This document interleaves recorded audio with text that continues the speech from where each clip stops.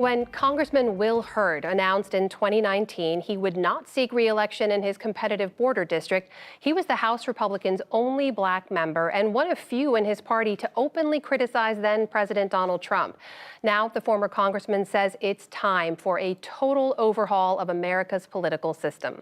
Will Hurd sat down with Judy Woodruff recently to discuss his new book, American Reboot, an idealist's guide to getting big things done.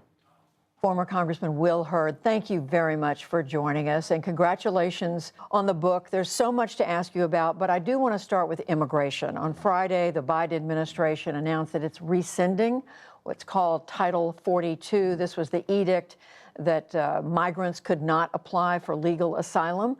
They are rolling that back. Was that the right move? It wasn't. What's happening at the border right now is the worst. The border is the worst it's ever been, and it truly is a crisis. And this is being fueled by a number of factors, but there's things that we can be doing. We also can't treat everybody as if they're an asylum seeker. Coming to the United States to seek asylum because you're looking for a better paying job is not a reason to apply for asylum. And so the fact that this started in the last administration and continued under this administration, this is not a best practice. I want to ask you about Ukraine. You're a former CIA officer. So much heartache right now and commentary about what the U.S. and other countries should be doing or not doing. At this point, under this administration, just this year, the United States has spent $14.5 billion to help the Ukrainians through security assistance, humanitarian assistance. What more could the U.S. and American citizens be doing? I think oftentimes we look at top-line numbers, but we need to be looking at the things that we're actually giving. I've been connected with the national security community for over 2 decades.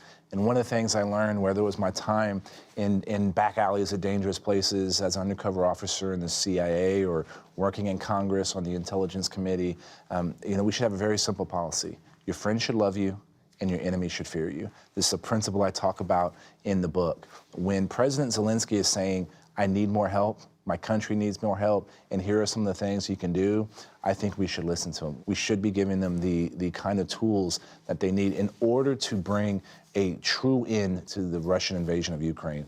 The longer this goes on, the bigger the impact is going to be on Eastern Europe. Let's talk about your book. You want a complete reboot, as the title says, of the American political system. You talk about how what we have now is not healthy. You talk about a country in decline. In a nutshell, and there's a lot here for people to take a look at, but in a nutshell, what is wrong with the system right now? I think in a nutshell, what's wrong with the system is that we have elected officials that are appealing to the edges and the extreme edges of the party, not the middle. That's driven by how districts are designed, and you have too many leaders on both sides of the political divide that are more interested in fear-mongering than trying to inspire. I saw it when I was in Congress. When I was a black Republican representing a 71% Latino district, nobody thought I ever had a chance. When I won, everybody said there's no way this guy's getting reelected, and I continue to do it. Why? Because I showed up to places and I realized that way more unites us as a country than divides us. And when you focus on those things, you can actually get big things done. You have plenty of criticism in the book of former President Trump, and you've said that you think his influence is waning in the Republican Party. And yet, and we know some of the candidates he's backing are not ahead in their races, but most of them are embracing some form of Trumpism. How do you work with that? Sure, but I can also give you a list of candidates that won despite not having Donald Trump's support. And you can let's look at Alabama. Everybody thought Mo Brooks was going to be the candidate, and that was because of Donald Trump's support. So I'm not saying that he doesn't have support and there isn't a group, but that influence is waning, what I would consider more the authoritarian wing of the Republican Party. But you have enough examples to say that this is not a lock. And that this is the only way to win is by embracing that authoritarianism. Republicans are taking the House back in 2022. It's almost a fait accompli, likely to take back the Senate. And the way we do that really matters. And what I'm talking about is not just how you win elections, but but it's also about how you should govern. Because this pendulum that keeps swinging back in every election cycle, that's not good, and that's not healthy for the country. Well, let me ask you about two issues that have been raised in campaigns where Republicans are running and running well. One of them is critical race theory. Do you think that should be an issue in these congressional and Senate races? Look, it's simple. Slavery happened.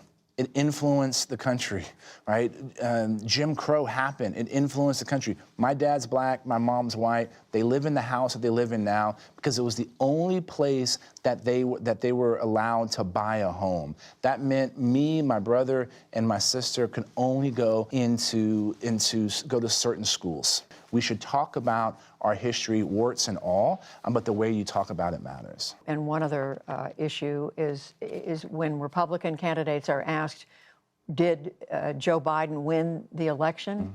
Is he the legitimate president of the United States? Many of them are ducking that. What should the answer be? The answer is Joe Biden won the election, period, full stop.